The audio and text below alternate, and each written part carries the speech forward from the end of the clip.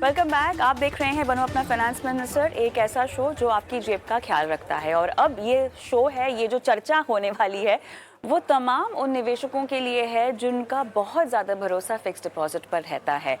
Fix deposit को लेके समीकरण यहाँ पर जो बन रहे हैं, एक तरफ बैंक्स जो हैं वो ब्याज दरें घटा रहे हैं क्योंकि आरबीआई ब्याज दरें घटा रहा है। कल भी मॉनेटरी पॉलिसी है, कल भी हम इस बारे में वापस से चर्चा करेंगे क्योंकि अब जो रेट कट दिखाई दे रहा है वो अल्टीमेटली बैंकों ने डिपॉजिट रेट काटना शुरू कर दिया है, पास ऑन भी करना शुरू कर दिया। कुछ बैंकों के नाम आपकी स्क्रीन पे भी फ्लैश करेंगे, जो एचडीएफसी हो गया, बंधन हो गया, येस बैंक हो गया, एसबीआई ने अपनी एक स्कीम है वो भी फिलहाल के लिए रोक दी है, मतलब वो नया निवेश नहीं ले रहे हैं।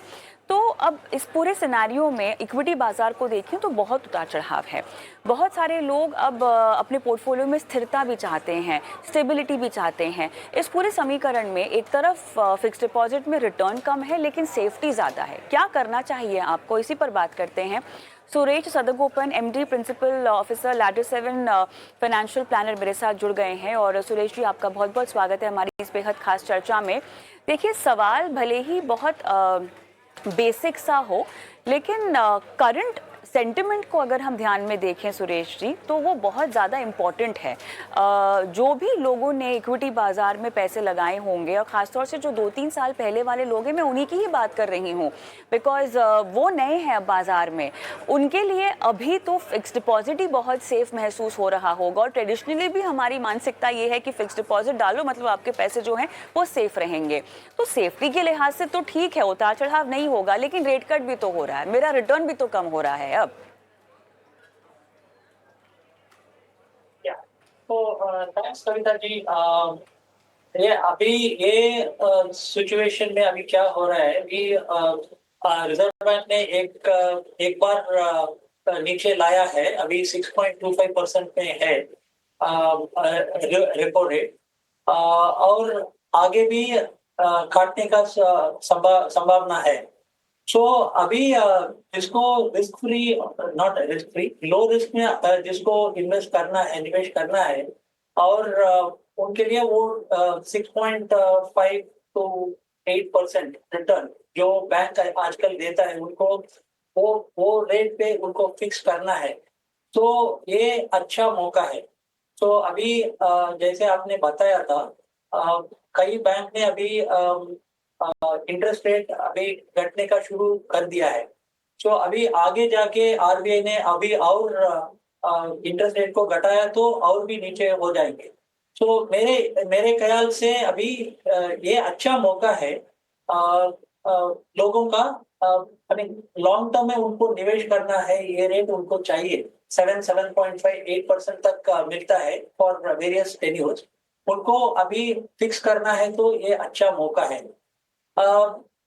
As far as tax is concerned, ये इनकम में जुड़ता है।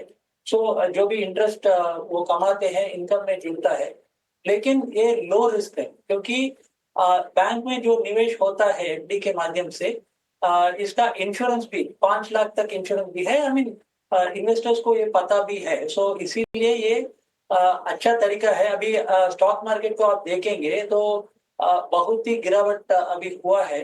तो उसको देखेंगे और एट दिस पॉइंट आपको थोड़ा सेफ रहना है तो ये अच्छा मौका है फिक्स करके वो एफडी में जाने का। बैंक एफडी के अलावा आपको कॉर्पोरेट तो एफडी भी एक एक second Suresh option. Sir, Suresh ji, एक सेकंड। तो आप ये कह रहे हैं कि फिलहाल आखिरी मौका है फिक्स डिपॉजिट में पैसे लॉक इन करने का, क्या हम ये सही समझ रहे हैं? या आई मीन ऐसा ओके। मैं नहीं बोलता हूँ कि आखिरी मौका यही है। इसके बाद ओके। गिरावट होगा क्योंकि आपको आई मीन लोअर रेट पे आपको निवेश करना पड़ेगा। सो वैसे आप देखेंगे तो आपको इनमें निवेश करना ही है। एफडी आपको ठीक लग रहा है, सही लग रहा है, तो ये अच्छा मौका है, वैसा मैं बोल रहा हूँ। ठीक है। एक और चीज़ जो मुझे पूछनी है, और इसीलिए भी मैं पूछ रही हूँ क्योंकि फिलहाल ये ऐसा टाइम है जब लोगों को जो लोगों के अप्रेजल्स होते हैं उनको बड़ी भी सैलरी मिलती है, 5 से 10% तक क्या ही सही अगर आपका इजाफा हो रहा है पैसों में। और फिलहाल बाजार की स्थिति ऐसी है जहाँ पर आप बाजार में नहीं लगाना चाहते हैं, तो सुरेश जी के मुताबिक फिलहाल फिक्स डिपॉजिट में कुछ समय के लिए अपने पैसों को लॉक इन किया जा सकता है, क्योंकि अभी बहुत सारे टेन्योर्स पर रेट कट नहीं अनाउंस हुआ है। हो सकता है आने वाले समय में अनाउंस हो जाए, तो ये एक बहुत बड़ा फ़ायदा है जिसका आपको बिल्कुल भी समय रहते फ़ायदा उठा लेना चाहिए। और आने वाले समय में जो है ये स्थिति बदलेगी, कितनी तीव्रता से बदलेगी, नया पैसा अगर आप लॉक इन करना चाहते हैं, वो एक रणनीति के लिहाज से सुरेश जी आपको आगे आना होगा।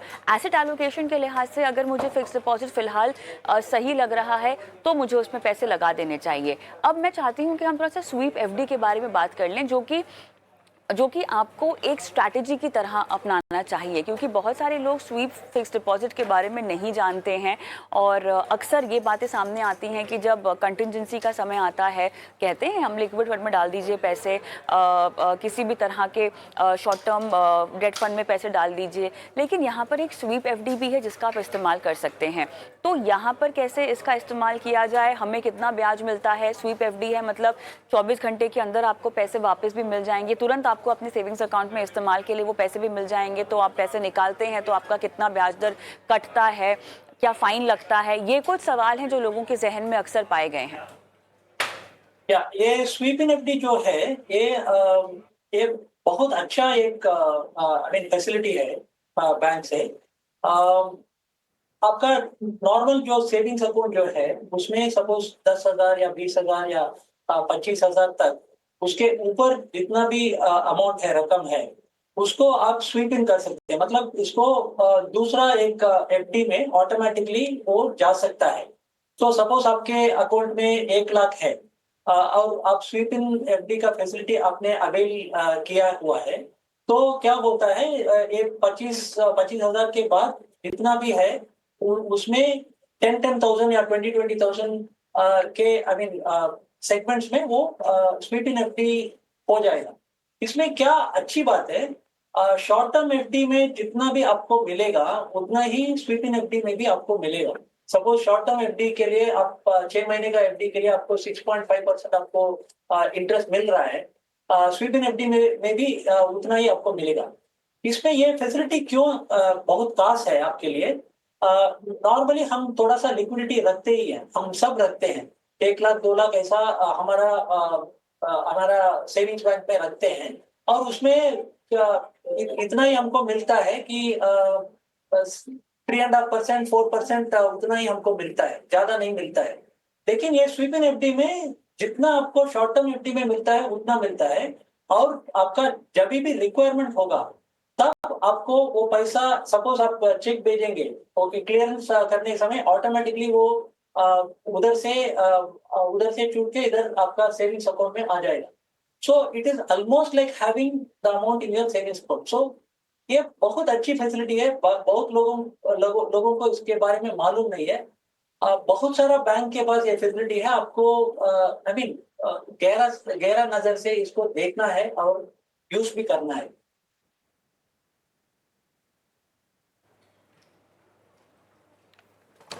और राइट सुरेश, एक और सवाल अब मुझे आपसे ये पूछना है, स्वीप एफडी के अलावा हमने फिक्स डिपॉजिट में पैसों को निवेश करने को लेकर बात कर ली है, सीनियर सिटीजन्स को आप क्या सलाह देंगे? बिकॉज उन्हें एक अधिक फ़ायदा होता है, लेकिन कुछ स्कीम जो कि स्पेसिफिकली उनके लिए शुरू की गई थी वो बंद होनी अब शुरू हो चुकी हैं, उसमें कोई नया पैसा नहीं आ रहा है। उनके लिए कोई खास रिकमेंडेशन फिक्स डिपॉजिट में निवेश को लेकर? सीनियर सिटीजन निवेशकों के लिए बैंक में या कॉर्पोरेट एफडी में उनको 0.25 to 0.5% ज्यादा इंटरेस्ट मिलने का चांसेस है। सो हर कोई कंपनी, हर कोई बैंक वो फैसिलिटी तो दे के ही रखा है। सीनियर सिटीजन सेविंग स्कीम उनके लिए एक खास स्कीम उनके लिए ही है। सो वो भी देख सकते हैं। सीनियर सिटीजन ज्यादातर सीनियर सिटीजन सेविंग स्कीम में निवेश करते ही है। उसके अलावा उनको सेफ्टी के माध्यम से और रेगुलर इनकम के माध्यम से वो post office monthly income scheme वैसा भी वो देख सकते हैं। वो सब स्कीम्स आज भी है, लेकिन ये सब स्कीम में अभी फ्रॉम टाइम टू टाइम ये नीचे आ सकता है। अभी आरबीआई ने इंटरेस्ट नीचे लाने का शुरू जब करते हैं, ये भी 6 महीने में इसका भी नीचे लाने का चांसेस है, संभावना है। सो सीनियर सिटीजन्स के लिए ये थोड़ा सा प्रॉब्लमेटिक है ही। लेकिन एक मैं सलाह दे सकता हूँ सीनियर सिटीजन के लिए, स्पेशली उनको इनकम सेटअप करना है तो वो एक्चुअली डेट म्यूचुअल फंड देख सकते हैं, क्योंकि स्पेशली जो सीनियर सिटीजन जो टैक्स ब्रैकेट में जो आते हैं उनके लिए सिस्टमैटिक विड्रॉल प्लान के माध्यम से वो सपोज वो इनकम लेते हैं तो उनको कम से कम ये टैक्स आएगा।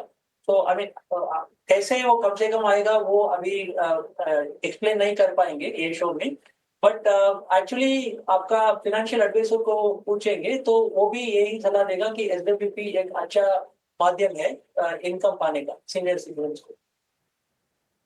ऑलराइट, तो मेरे ख्याल से तमाम फिक्स डिपॉजिट निवेशकों के लिए क्या क्या रणनीतियां हो सकती हैं और किस तरह से इस मौके का फ़ायदा उठा सकते हैं फिक्स डिपॉजिट में पैसों को पार्क करके, खासतौर से उस वक्त जब आपकी कमाई थोड़ी सी बढ़ने जा रही है। बहुत बहुत धन्यवाद सुरेश जी, समय दिया और दर्शकों का मार्गदर्शन किया। मैं रुकूंगी एक छोटे से ब्रेक के लिए, क्योंकि बनो अपना फाइनेंस मिनिस्टर में अब ब्रेक के बाद दर्शकों से बातचीत हम शुरू करेंगे। पंकज मटपाल और विश्वजीत पराशर हमारे दोनों एक्सपर्ट जुड़ेंगे और लाइव फाइनेंशियल प्लानिंग करेंगे। इस बीच आप भी कोई सवाल पूछना चाहते हैं पोर्टफोलियो से जुड़ा हुआ, किसी भी तरह की फाइनेंशियल स्ट्रैटेजी जो कि आपके लाइफ गोल से जुड़ी हुई है, लाइफ फाइनेंशियल गोल से जुड़ी हुई है, भेज दीजिए हमारे इस व्हाट्सएप नंबर पर 9619873567। यूट्यूब पर लाइव देख रहे हैं, कॉमेंट बॉक्स में डाल दीजिए। मिलते हैं ब्रेक के बाद।